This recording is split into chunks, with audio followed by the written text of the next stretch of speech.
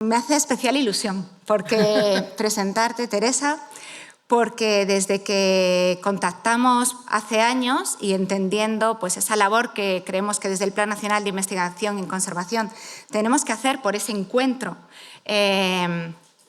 no solo teórico, sino también en la realidad, ¿no? Y más aún entre ministerios, para promover este campo de la ciencia, pues siempre nos has demostrado muchísima sensibilidad y de hecho hemos sido convocadas para reuniones del establecimiento de la Estrategia Española de Ciencia y Tecnología y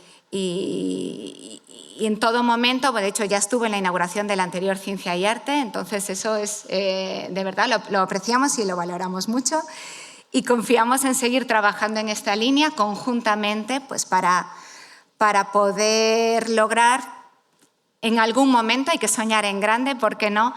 Pues tener dentro de esa estrategia un plan específico para el patrimonio cultural, donde no se entienda tanto de ramas, si de ciencias puras o de humanidades y sociales, sino, como decíamos, de la ciencia necesaria, de la ciencia del patrimonio, que hoy en día se está desarrollando en muchos grupos a nivel nacional y desde luego internacional, y hoy además vamos a tener una muestra de eso, pero sí, en el Ministerio de Cultura, pero también en el CSIC, en muchos grupos de universidades, etc. Así que, bueno, vamos a ver esos detalles del actual plan estatal y nada, os dejo con Teresa Risco. Muchísimas gracias. Muchas gracias. Bueno. Muchísimas gracias, María, y muchas gracias, Miriam, y a todos y a todas por estar hoy aquí. Y por invitarme a hablar de un poco cuál es la actividad que hacemos en el Ministerio de Ciencia, Innovación y Universidades. Esto que os voy a contar hoy es un poco nuestra actividad central, porque esto encardina luego todo lo demás que hacemos, ¿no? Y encardina algo que es muy importante, que es cómo vamos a organizar y cómo vamos a planificar la ciencia, el desarrollo tecnológico y la innovación en España. En grande, quiero decir, en todos los ámbitos. No voy a contaros los rollos legales, porque eso es un poco aburrido, pero esto sabéis que nos inunda en los ministerios, sino que lo que voy a intentar contaros es cómo está planificada esta estrategia y también este plan estatal, un poco para que os sepáis mover también, incluso en los documentos que están colgados, por supuesto, en la web y son muy públicos y que además pues tenemos libritos y yo me los he traído para dejároslos aquí y que podáis disfrutar de su lectura o por lo menos consultar aquello que os puede interesar. Entonces voy a hablar de ciencia, desarrollo tecnológico e innovación en general, ¿vale? Pero habrá muchas cosas en las que os voy a intentar ir diciendo que hay huecos, que esto es una oportunidad y todo lo demás. Bueno, lo primero que voy a hacer es deciros cuáles son nuestras condiciones de contorno. ¿Dónde estamos en España en ciencia y en innovación? Y estamos en una situación bastante curiosa, ese gráfico que veis ahí es el número de artículos científicos en revistas de impacto sacado de una base de datos que es Estimago. Ese gráfico tan feo lo he hecho yo, o sea, quiero decir, con el Excel, o sea, que está sacado de dato crudo y España ocupa el 11º lugar a nivel mundial en número de artículos, en número absoluto de artículos. No está dividido ni por habitantes, ni por número de investigadores, ni por presupuesto, ni por nada de eso, ni por PIB, nada. Número de artículos, teniendo en cuenta que somos como la 17ª economía del mundo, pues estamos como por encima de lo que nos corresponde, lo cual es muy buena cosa. Dependiendo además de las disciplinas, hay disciplinas en las que España está muy, muy alto, disciplinas en las que estamos más abajo, porque también tenemos nuestro nivel de especialización, como no podría ser de otra manera. Pero si miramos los índices de innovación, es decir, cuánto de eso llega a la sociedad, al mercado, a casos concretos, en el índice global de innovación, bueno, este es el del año pasado, en el de este año estamos en el puesto 28, no estamos mucho mejor. Tampoco nos corresponde estar en el puesto 28 siendo la 17ª economía del mundo. Por tanto, tenemos un problema de conexión y esto lo llevamos identificando mucho tiempo. Nos lo identifica la Unión Europea en todos sus análisis económicos y sociales y todo. Y, de hecho, lo que hemos hecho en el Ministerio desde que llegamos es hacer una ruta desde un proyecto que hicimos con la OCDE, financiado por la Unión Europea, para ver cómo podíamos mejorar esto, y nos hicieron un análisis ahí, esos estudios muy sesudos que hace la OCDE y muy interesantes, por cierto, porque es un análisis de nuestras cosas vistas desde fuera, muy bien. De ahí sacamos un plan de transferencia, en fin, una serie de cosas que ahora os iré contando. Pero esta es un poco un punto de partida. Otro punto de partida es esto que veis aquí, que es el presupuesto de I+D+I civil en inversión directa no financiera, que quiere decir, para los que estamos en los ministerios, esto lo entendemos bien, capítulo 1 a 7, es decir, inversión en ciencia e innovación, desarrollo tecnológico e innovación, en los últimos años, ¿vale? Y quiere decir que están excluidas ahí los préstamos, lo que llamamos capítulo 8, que luego es difícil de gastar y que produce a veces datos de inejecución, que leeréis en los periódicos. Les dan mucho presupuesto a los de ciencia, pero no se lo gastan. Sí, nos gastamos lo que podemos. Nos gastamos del 1 al 7 el 95%, pero el 8, ese que es préstamo, es más difícil de gastar, porque a veces no podemos dar buenas condiciones a las empresas que serían las receptoras principales de esos préstamos, ¿vale? Pero hablemos solo de los capítulos 1 y 7, que es el dinero fresco, ¿no? que estamos ahí. Bueno, podemos ver un poco cuál ha sido la evolución. Hubo, como seguramente los que seáis mayores y hayáis vivido esta evolución, esa bajada de presupuesto que hubo en la época de la crisis del 2008 fue muy, muy dañina para la ciencia en España, muy dañina, porque hizo que muchas personas que se habían formado y que estaban comenzando una carrera profesional, o laboratorios que estaban empezando a montarse o iniciando líneas de investigación prometedoras, con la subida que hubo en 2009-2010 o 2008-2009, tuvieron que emigrar, salir, perdimos mucho talento, perdimos muchas oportunidades, y esa bajada que hubo pues en 2013 con ese mínimo, que es lamentable, la verdad, hizo que aquello subiera. Bueno, lo que también puedo decir es que esto se empezó a revertir en los años subsiguientes, y ahora, con los últimos años, entre el plan de recuperación y la propia ley de la ciencia, que nos obliga a subir el presupuesto, esto está genial, que alguien desde fuera nos diga, es que hay que subir el presupuesto porque lo dice la ley. Pues estamos en máximos absolutos en presupuesto, y también bueno, esperamos que las estadísticas de innovación y de ciencia, mejor dicho, de I+D, que saca el INE normalmente en el mes de noviembre, este año empiecen a reflejar estos resultados presupuestarios. Pero esto es presupuesto, lo veremos, digamos, en la ejecución, pues seguramente a partir de este año, de la estadística de I+D de este año, y seguramente del año que viene, porque, bueno, por cómo se hacen los números. Es importante destacar, decir, bueno, alguien estará pensando, ya, pero ahora el plan de recuperación ha ayudado mucho, el Next Generation ha ayudado mucho a subir este presupuesto. Ya nos lo podíamos haber gastado en otra cosa, pero en España hemos decidido gastarlo en I+D, entre otras cosas, ¿no? El 40% del Next Gen está dedicado a I+D y digitalización, porque es que ahora están metidos dentro de la misma política presupuestaria. Esto yo creo que es súper importante, porque son condiciones de contorno, es decir, cuando nosotros hacemos un plan tenemos que saber con qué mimbres contamos.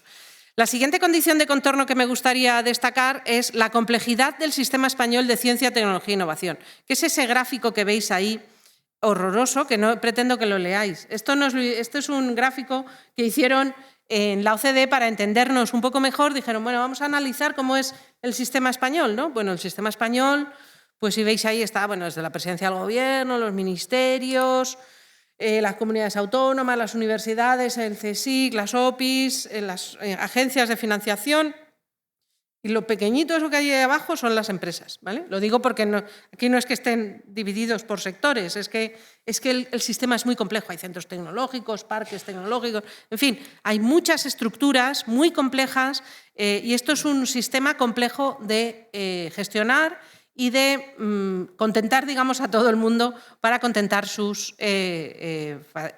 necesidades. Y una cosa que además creemos que en nuestros planes y en estas estrategias nuevas que hemos desarrollado durante estos años, que creemos en ella, es que aquí hay dificultades porque esas cajitas a veces están mal conectadas y las conexiones son esenciales. Es necesario que todos hablemos con todos. Por tanto, estos foros son muy importantes y muy necesarios para que no estemos metidos en las cajitas, sino que las cajitas sean fluidas, ¿no? Si puede decirse así. Además, me gustaría destacar que hay normativa que es nueva, que además os tengo que decir con bastante satisfacción que generan esas 3 normas que aparecen ahí, bueno, que son las 3 normas aprobadas muy recientemente, entre los años 22 y 23, afectan mucho a esta estrategia. Unas, por supuesto, la reforma de la Ley de la Ciencia y la Ley de Startups, que se llama Fomento de las Empresas Emergentes, pero se llamaba Ley de Startups y que tiene mucha importancia para nuestro ecosistema, además, por supuesto, de la Ley Orgánica del Sistema Universitario. Las 2 primeras, la Ley de Startups y la reforma de la Ley de la Ciencia, se aprobaron en el Congreso, en el Pleno del Congreso de los Diputados, sin votos en contra. Esto me gusta mucho decirlo porque, hombre, son cosas que generan consenso y tenemos que aprovecharlo porque yo creo que nadie en este país ahora mismo se atreve a decir que hay que bajar el presupuesto de ciencia y eso nos tiene que dar un poco de eso. Otra cosa es que luego las cosas como ocurran, ¿no? También me gustaría destacar que dentro del Ministerio de Ciencia, Innovación y Universidades y también forma parte de nuestro sistema, nuestras condiciones de contorno, tenemos 3 agencias financiadoras. Una es la Agencia Estatal de Investigación, que financia sobre todo lo que es la generación de conocimiento, la investigación más básica, pero también proyectos público-privados, líneas estratégicas, líneas multidisciplinares, etcétera, plataformas tecnológicas también. El ISCI, que financia, que además de un OPI, de un organismo público de investigación, es una agencia financiadora y financia el ámbito de la salud y gestiona todos los institutos de investigación sanitaria, etcétera, etcétera, o sea que es sectorial. Y el CEDETI, que financia, que es el Centro para el Desarrollo Tecnológico y la Innovación, que financia la I+D empresarial, también una parte de los centros tecnológicos y la innovación empresarial. Y además, el CEDETI dispone de un fondo de inversión, un fondo de capital riesgo llamado Invierte, que invierte en empresas de alta tecnología, pues, de diversa índole, startups de alta tecnología, pero también no solo startups, sino empresas de 25 años que necesitan inversión. Bueno, voy a centrarme un poco a lo que he venido a hablar aquí, que son las estrategias. Yo conocí a Miriam y a María justamente cuando empezamos a desarrollar esta estrategia. Esta estrategia, bueno, perdonad tantas siglas que usamos, pero como todo es tan largo, pues la llamamos todo con siglas, ¿no? Y todo siempre acaba en CTI porque es Ciencia, Tecnología e Innovación, ¿no?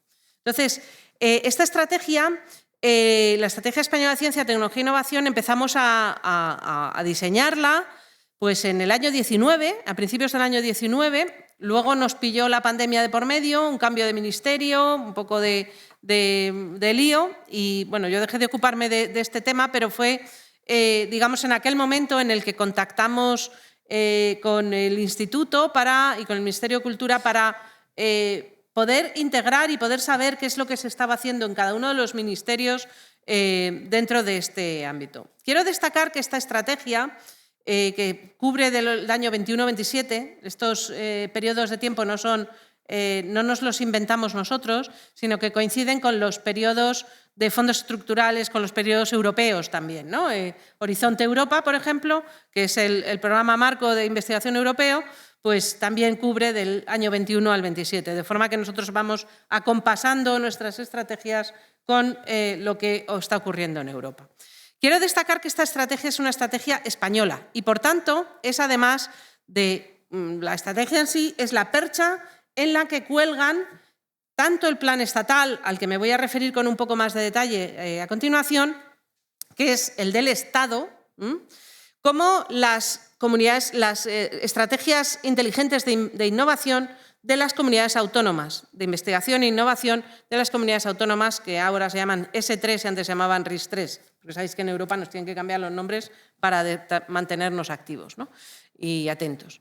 Entonces, es muy importante porque esta estrategia no es una estrategia del Gobierno de España. Esta es una estrategia, por supuesto, propuesta y diseñada por la Administración General del Estado, por nosotros en el país, pero acordada, aprobada, comentada y con todos los beneplácitos de las comunidades autónomas en la sectorial que tenemos también de ciencia, tecnología e innovación con nuestros compañeros de las comunidades autónomas, consejeros o directores, secretarios generales, etcétera, que depende de cada uno cómo esté organizado.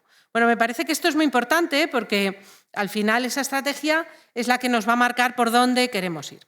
Pero me voy a referir sobre todo al plan estatal, porque de esta estrategia española surge o aparecen dos planes estatales que van uno detrás de otro.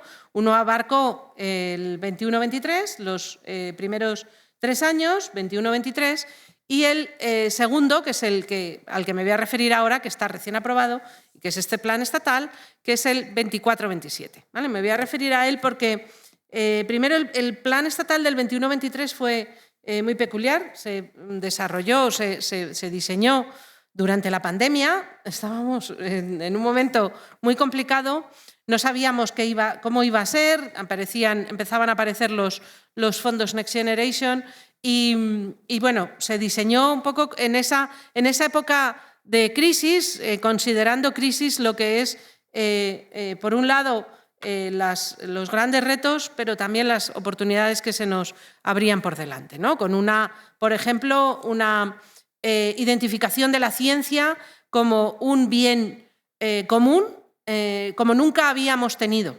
No veíamos más científicos en la tele, yo no sé, más que en la pandemia, ¿no? Estaban todo el día en la televisión, los científicos dicen, hablábamos de la ciencia, la gente citaba artículos científicos de Lancet o de grandes revistas o de Nature, y era todo muy curioso, ¿no? En lo que ocurrió con eso, aparte de la gran tragedia que supuso, por supuesto, el COVID, ¿no? Entonces, este nuevo plan estatal que está aprobado, se aprueba en Consejo de Ministros y por supuesto recibimos comentarios de todos los ministerios, es un plan que se refiere a los ministerios del Gobierno de España y por tanto ahí ya no están incluidas las comunidades autónomas, no están los planes de las comunidades autónomas, sino solo los de la Administración General del Estado. Por eso se llama estatal, ¿vale? Por eso, perdonad por estas cositas de las palabritas, pero las palabritas luego tienen su importancia, ¿no? Ahora, las comunidades autónomas, dentro de la sectorial, sí informan sobre este plan estatal y escuchan cuál es el contenido del mismo y, bueno, en general ha habido eso. No os voy a contar cómo ha sido el proceso de elaboración de este plan, ha habido consultas públicas, ha habido con un montón de participación. El plan estatal se ha hecho en colaboración con nuestro consejo asesor. Tenemos un consejo asesor que, por supuesto, se llama CACTI, porque todo acaba en CTI, como os digo.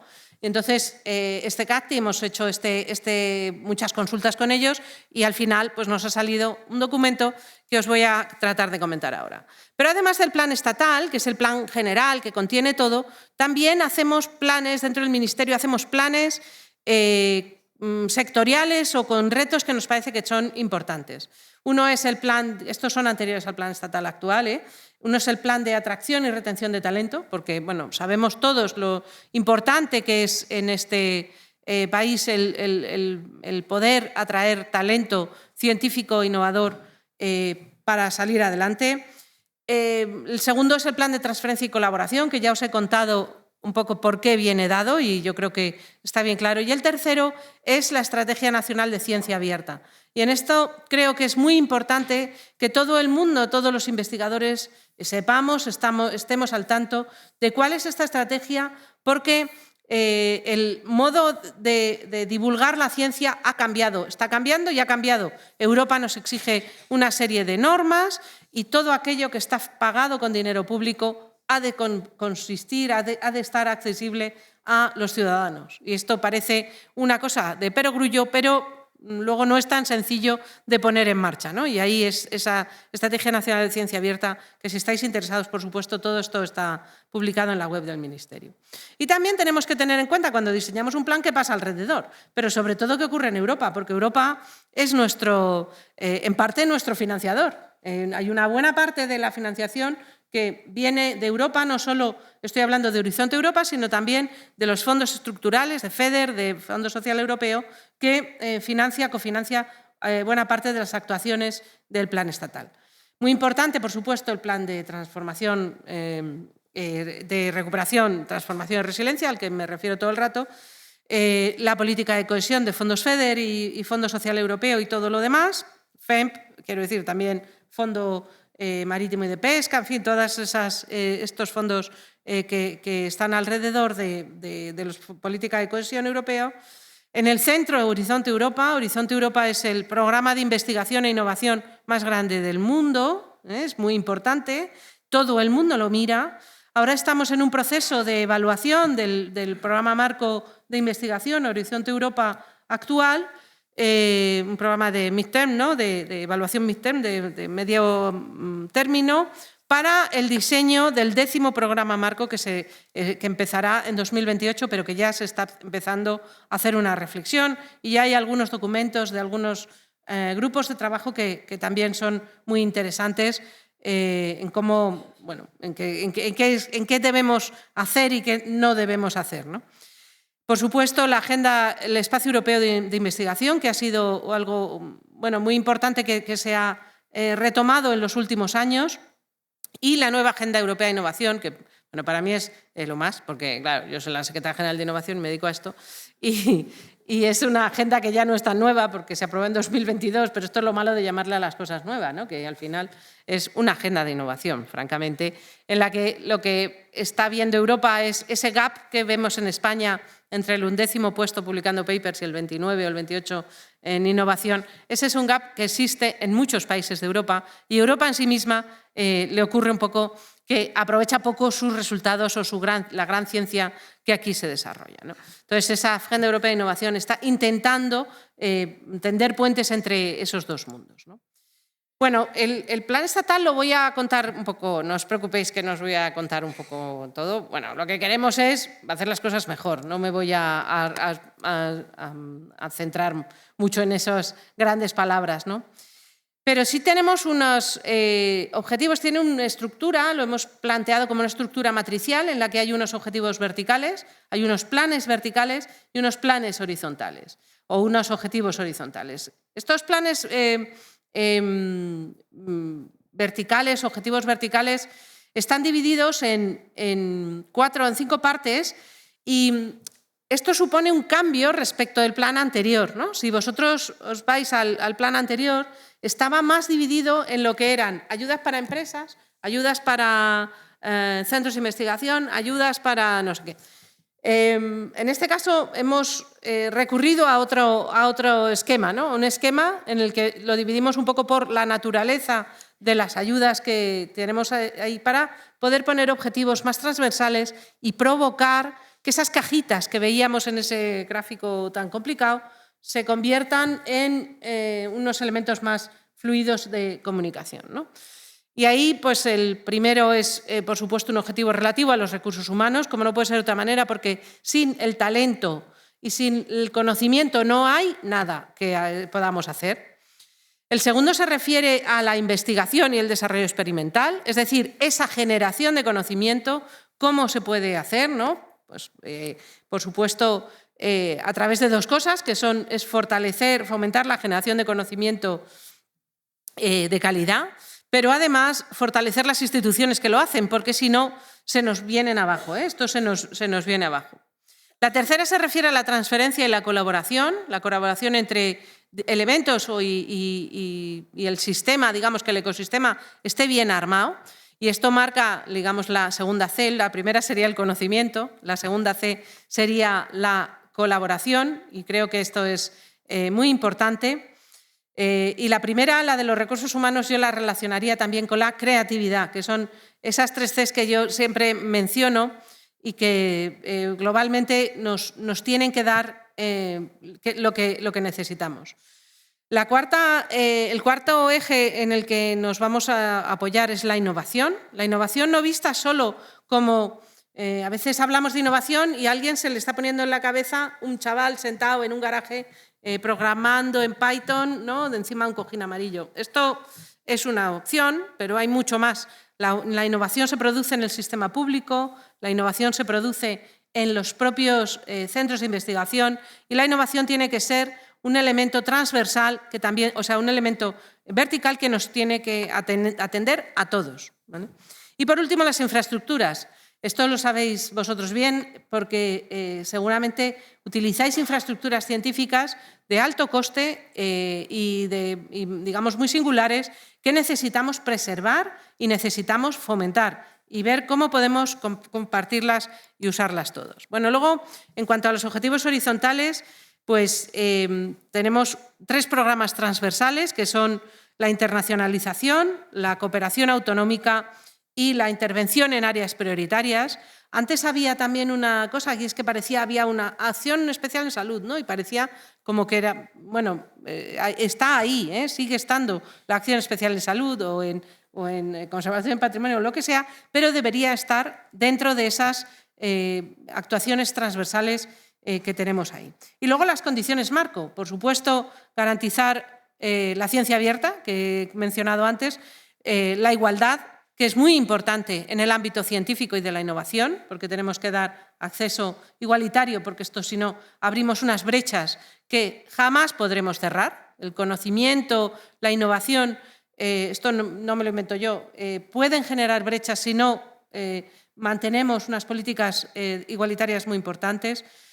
La simplificación administrativa, esto seguro. A ver, que levante la mano quien quiere que se simplifique la burocracia. No creo que haya, ¿verdad? Todo el mundo, yo la primera, Entonces, esto tiene que ser un elemento central y en la ciencia y la innovación tenemos que aprovechar también lo que las las tecnologías nos ofrecen, nuevas y no nuevas, quiero decir, la inteligencia artificial ya no es tan nueva, pero creemos que tenemos que pedir ayuda, digamos, por ahí, además de pedir ayuda a los ministerios que a veces nos ponen algunas cosas un poco más complicadas.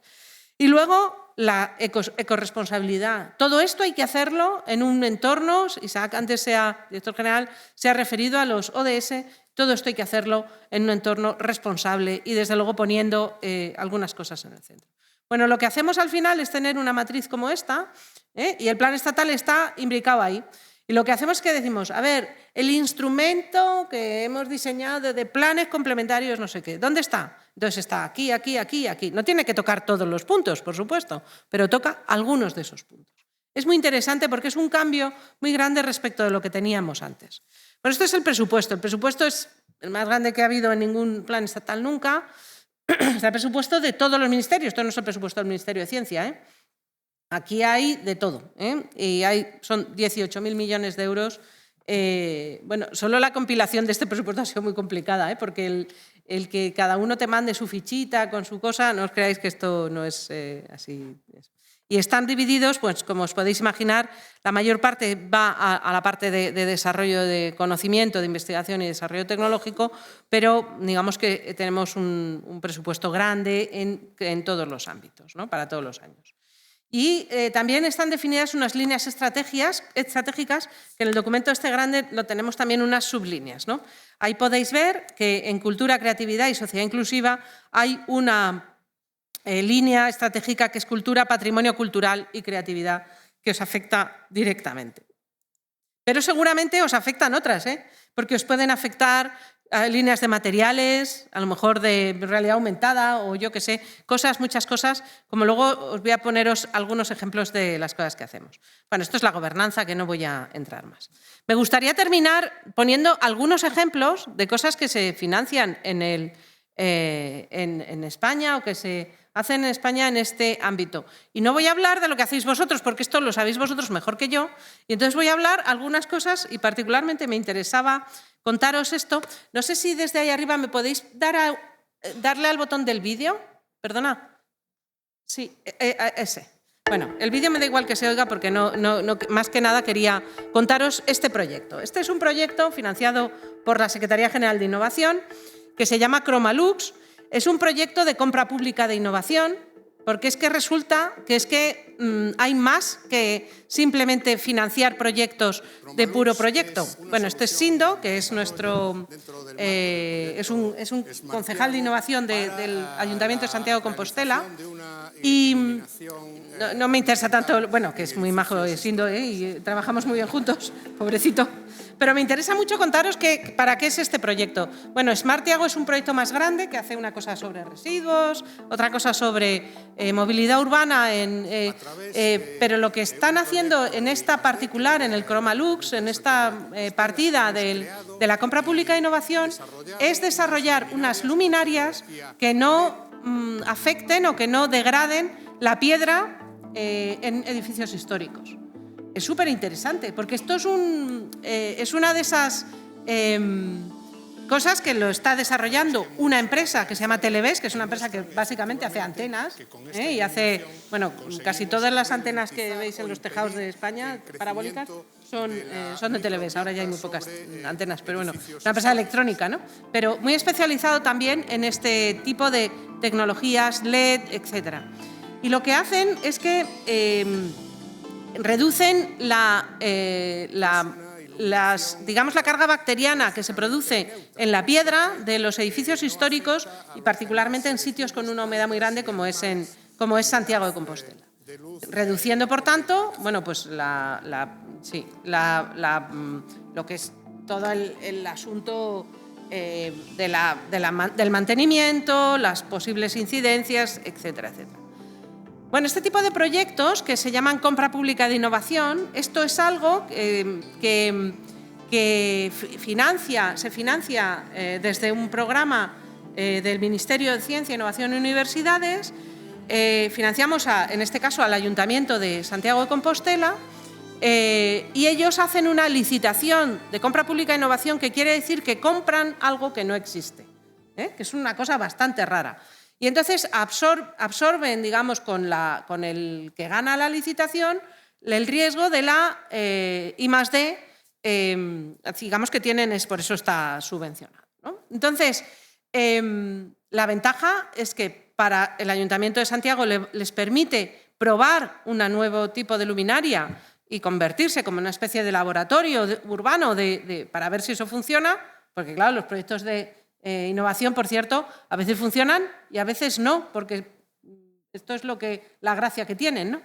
Y la segunda cosa que tiene de características es que si esto funciona bien, está probado en el centro histórico de Santiago de Compostela, para esa empresa o para esa agrupación de empresas en las que participa Televes, pero también estaba Ferrovial y la Universidad de Santiago de Compostela, les permitirá generar un producto que luego podrán, bueno, utilizar en otros sitios. Bueno, esto es un instrumento que estamos poniendo en marcha, que está en marcha y que tiene un montón de aplicaciones y que creo que este ámbito de la conservación del patrimonio es muy relevante, es un instrumento que puede ser muy relevante para los compradores públicos, y estoy hablando de administraciones públicas que así lo tienen. Bueno, tenemos esta línea, que es una línea financiada con FEDER, que se llama FID, Fomento de la Innovación desde la Demanda, porque digamos, el demandante de innovación es esta administración pública. Y también tenemos otra línea en el CDTI, que es de compra pública precomercial. Bueno, lo digo porque ahí lo dejo. Creo que es una forma de financiación a veces desconocida y no tan y muy interesante tanto para las administraciones públicas que pueden involucrarse en proyectos de innovación como para los posibles licitadores que seríais investigadores, empresas o quien estuviera ahí. Bueno, esto seguimos. Otro ejemplo, bueno, a lo mejor está aquí quien haya hecho esto, que no lo sé. por supuesto, en la Agencia Estatal de Investigación hay muchas oportunidades de colaboración entre grupos de investigación que trabajan en tecnologías muy diversas, ¿no? Bueno, he sacado uno porque me parecía muy chulo, ¿no? Que además es un proyecto prueba de concepto. No es tanto un proyecto de generación de conocimiento, sino que es una segunda fase, es un proyecto de continuación de una generación de conocimiento en el que bueno, pues es un proyecto de visualización y valorización de arte paleolítico a través de tecnologías tipo LIDAR y realidad aumentada, ¿no? Bueno, no quiero decir que este sea el proyecto, es que hay muchos, ¿no? Y luego hay mucha actividad ahora mismo. Bueno, me gustaría destacar otra cosa que he mencionado en la introducción, al principio cuando he hablado, y que no lo tengo en las transparencias, pero me gustaría mencionar otra cosa más.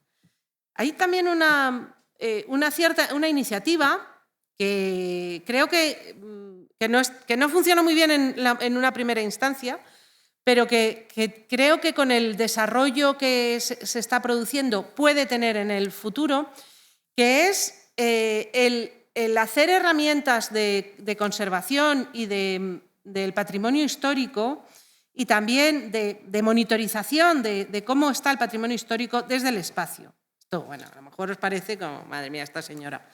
Bueno, sí, o sea, el empezar a mirar las cosas desde el espacio no es tan raro, no es tan loco. Y yo creo que, por supuesto, los vehículos de baja cota, ¿no? Tipo drones, han ayudado en muchas excavaciones, en muchos sitios, mediante una imagen hiperespectral, a detectar que ahí debajo había algo, pues si puedo decirlo así, pero la revisita que puede tener una constelación tipo Copérnicus, que es la primera que se ha intentado utilizar, pero creo que no tiene suficiente precisión en el terreno, pero seguramente con las constelaciones que están apareciendo nuevas desde el espacio, se podrían hacer herramientas de conservación y de monitorización, sobre todo del patrimonio, que no son desdeñables. En España estamos desarrollando ahora una constelación con Portugal, que es la constelación atlántica de observación de la Tierra, de diversas aplicaciones que se va a utilizar desde para hacer el catastro hasta para establecer la PAC, o sea, la Política Agraria Común, monitorizar incendios, inundaciones, no sé, el clima, por supuesto, los peces, en fin. Ese tipo de constelaciones que ya tienen unas precisiones mayores pueden ser candidatas a que podamos pensar en algo, ¿no? La Agencia Espacial Española tiene además un departamento sobre espacio y sociedad que sería seguramente un buen candidato para empezar a hablar de ellos si a vosotros os parece. Es que esto no lo tengo en las transparencias, pero es que como me gusta mucho lo del espacio y yo creo que tiene tantas aplicaciones, hay que aprovechar, ya que echamos satélites ahí, esos satélites los tenemos que aprovechar, porque es que no pueden estar simplemente dando vueltas sin más, ¿no? Bueno, y luego por último quería referirme a una iniciativa, que es una iniciativa europea, que es un KIC de innovación del EIT. El EIT es el European Institute of Innovation and Technology, no sé si conocéis esta iniciativa. Es una iniciativa en la que están divididas por verticales y se han ido desarrollando entidades de innovación que juntan personas y entidades que tienen distinta naturaleza por toda Europa, ¿no? Ya digo, el primero que se fundó me parece que fue el de energía, hay otro de salud, hay uno de materias primas, uno de clima, en fin, varias iniciativas. Y el último que se ha aprobado es el KIC de industrias culturales y creativas.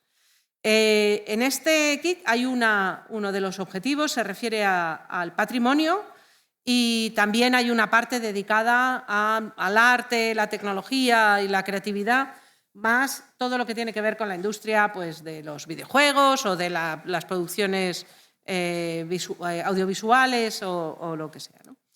Están empezando, o sea, bueno, llevan un año y algo, ¿no? con este EIT funcionando, y normalmente los EITs lo que tienen son tres patas, una de formación, la parte formación, otra parte de emprendimiento y otra parte de innovación. Entonces, esto también es una oportunidad. El centro de contacto del sur de Europa, del suroeste de Europa, está en Barcelona y es Eurecat. Es un centro tecnológico llamado Eurecat, que se dedican sobre todo a temas digitales, pero seguro que os pueden ayudar. Y luego pues hay muchas cosas, ¿no? Esto ya cae fuera, digamos, de lo que es la propia conservación del patrimonio, pero sí me parece interesante lo que hace FECIT en el ámbito de aunar los intereses de los científicos, de los tecnólogos y de los artistas en ese libro blanco que se reeditó, se revisó en 2023 y que está en esa página de la FECIT que tenéis ahí. Y luego esa otra foto que he puesto es que es una foto es un trabajo que yo hice cuando estaba en la universidad, del que estoy muy orgullosa. Es una escultura es una escultura dinámica de una artista japonesa que se llama Sachiko Kodama, que expuso en el Reina Sofía en una exposición que se llamó Máquinas y Almas. Y esta artista dijo, hombre, ya que voy al Reina Sofía, que es un pedazo de museo, pues voy a hacer ella hacía unas esculturitas así y dijo, pues lo voy a hacer en grande, ¿no? Y entonces se le ocurrió hacer esto, que tenía 1 tonelada de cobre en el primario arriba y 800 kilos de cobre abajo. Y básicamente es un transformador, un gran transformador, con un ferrofluido en medio, que lo que hacíamos es que excitábamos ese transformador de manera que aquello producía unas formas preciosas, estaba confinado en bueno. Y nosotros desde la universidad, yo trabajaba en la Universidad Politécnica de Madrid y lo que hicimos fue hacer la producción de esa obra, porque esto no había quien lo trajera de Japón, y entonces la produjimos, se produjo en España y no sé muy bien dónde estará, pero me encantaría que pudierais verla porque era una verdadera preciosidad.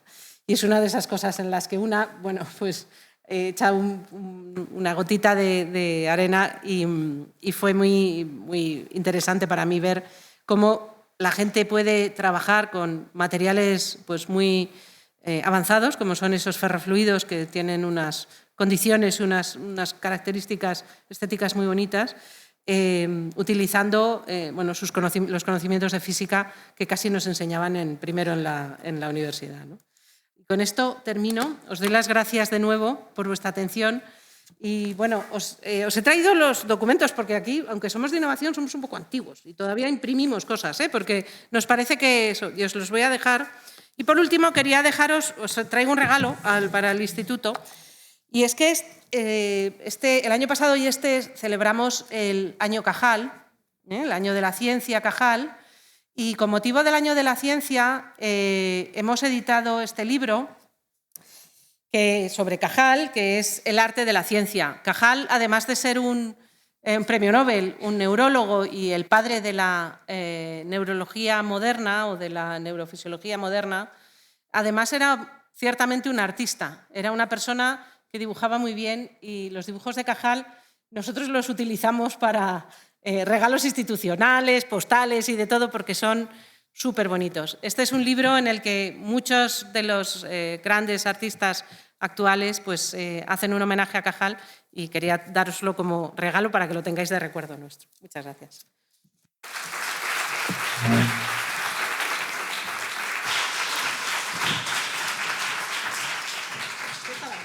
Muchísimas gracias. Esto irá a toda la biblioteca. Sí, a nosotros nos encantan los libros y estos ejemplares irán a la biblioteca del Instituto de Patrimonio Cultural de España, que además es de consulta pública, o sea que está a disposición de todo el mundo. Muchísimas gracias. ¿Queréis que alguien me pregunte algo? Pues mira, bueno, no sé si tienes tiempo para quedarte. Tenemos una sesión de turno de preguntas. Última hora. Claro. Bueno, pues si hay alguna pregunta súper breve, algo puntual, sí que daríamos pie y ya seguiríamos para no irnos mucho en el horario. No sé si alguien tiene alguna cuestión que trasladar. Bueno, pues muchísimas gracias. Yo comentaré, pues eso, o sea, que muchas gracias por todo, por tener esto en mente y plasmarlo y bueno, pues entendiendo que es responsabilidad de todos aterrizar todas estas políticas luego en lo que es el día a día, ¿no?, de las instituciones, para que realmente podamos llegar a cumplir todos esos objetivos señalados. Y os debo una visita, ¿eh? Sí, eso es. Te esperamos en el instituto. Claro. Muchísimas gracias, Muchísimas Teresa. gracias y gracias a todos y bienvenidos.